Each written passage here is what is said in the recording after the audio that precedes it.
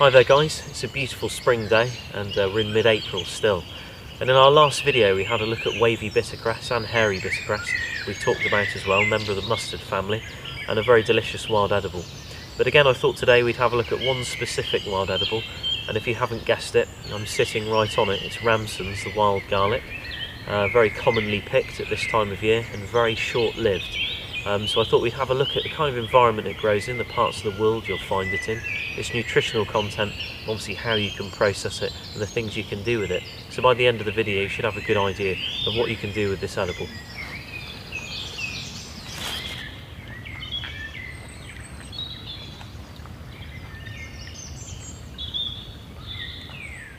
So I'm surrounded by Ramsons, and Ramsons is a member of the Liliaceae family, or rather a subcategory under that family called Alliaceae.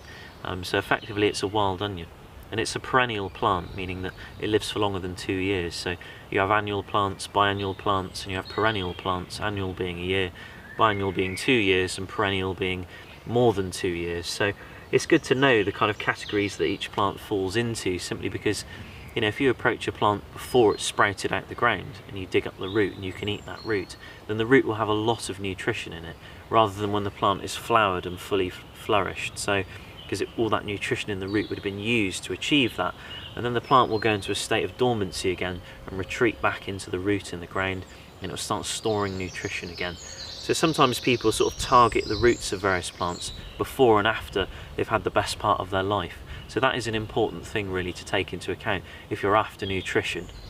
And the kinds of terrain you'll find Ramsons in is, again, it likes soils that haven't drained very well, so damp conditions, and ancient woodland where the ground is very rich and has been standing for a long period of time.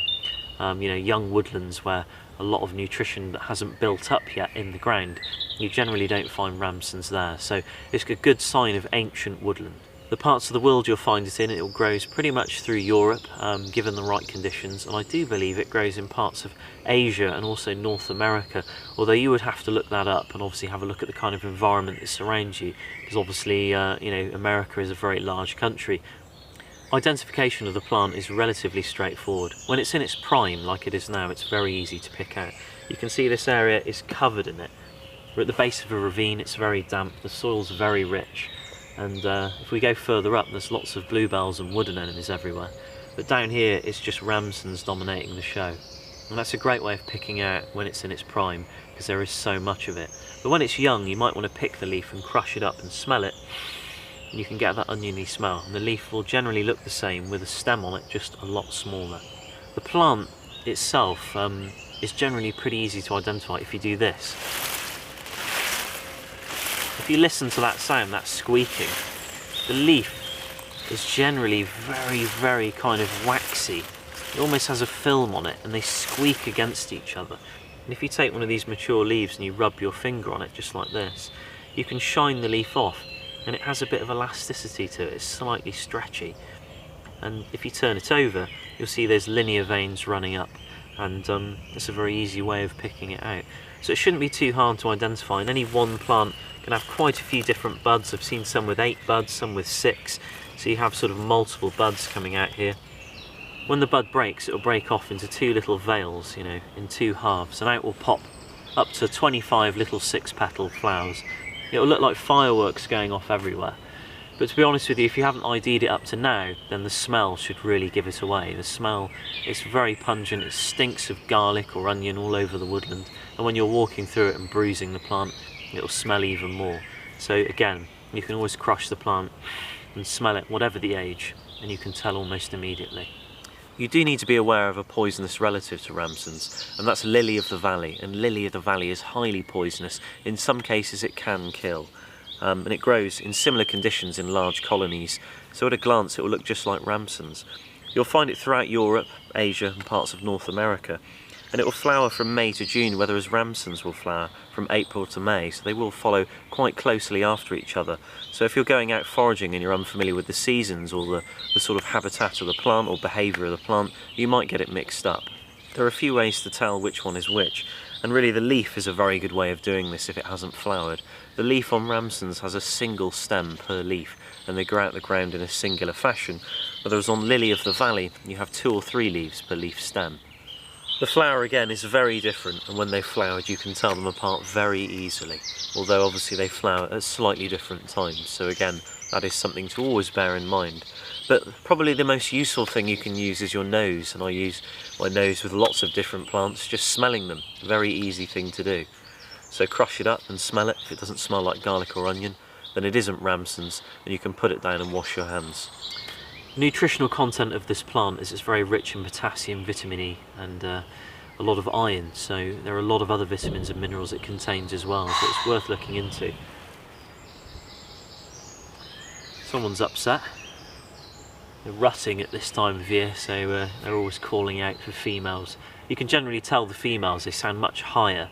The males are a bit bassier, obviously, so unfortunately we can't hunt them at this time of year because they're not in season. But the medicinal content, going back to it anyway, of this plant is that if you've got hay fever, and this is a great tip, if you're out walking and you're suffering from hay fever, you've got an itch there, if you crush the plant up and chew it and swallow it, it will take away that itch at the back of your throat. And if you smell at the same time, it will alleviate any symptoms in the nose and around the eyes, and it really will help kind of get rid of those symptoms of hay fever, at least kind of distract you from the itch anyway.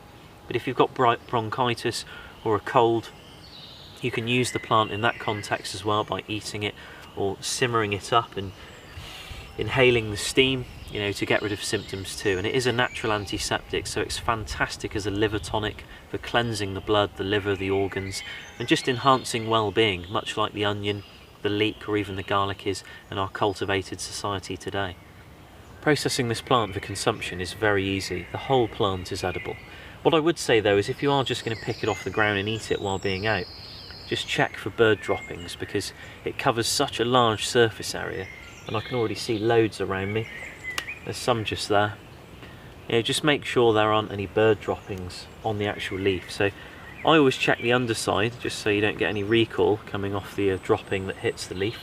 You know, and just make sure that the leaf is nice and clean if I'm going to take it and eat it straight away without any washing or preparation. If foraging on the way home, you know, I'd pick a load of this and gather what I wanted from the plant, take it home and wash it, you know, and then cook with it. So the way in which you can cook with it is completely up to you. Just experiment with it, try it raw, try it stir-fried, try it cooked, maybe stuff some game with it and roast it in the oven. Just see how you like it, and if you like that, if you like garlic, if you like onion, if you like leeks, then you're going to love this. Sometimes the plant can be a little bit too strong for some people, and they go for the younger leaves because the younger leaves generally aren't as tough as the older ones in terms of taste. These are really potent, so perhaps from a medicinal perspective, you know, if you had an itch at the back of your throat with hay fever, or you know, you really wanted to clear your nose, you might take the tougher stuff, you know, to get more of a fragrance together, more of a bite together to help you out. But if you like real mild flavours, there is a little trick that you can use, and it's these buds here. And not the bud itself, because they are delicious. You can pick the buds off and pop them all over salad, and they're absolutely gorgeous. They're much milder than the old leaves, but if you've got damp soil, just take the bud and hold it at the base, just there like this. And what you want to do is hold the bud and just pull really slowly, slow as you can. Oh, there we go. And it'll just pop out the ground like that. And the tips of these buds are absolutely delicious. They're almost sweet. They're very sweet. But with that sort of oniony taste, that garlicky taste, it's they're delicious. But this whole thing can be eaten.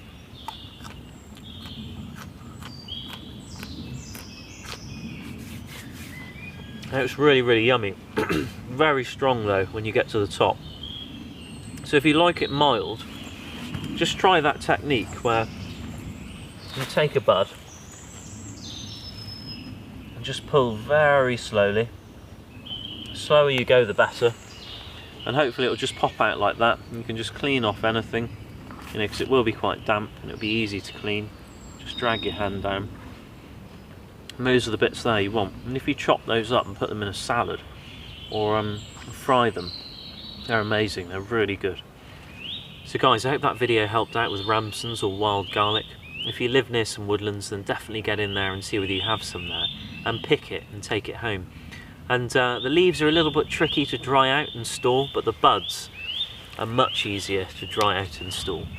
And they don't need much drying at all actually. It's the leaf that tends to be very moist, easily bruised and quite waxy.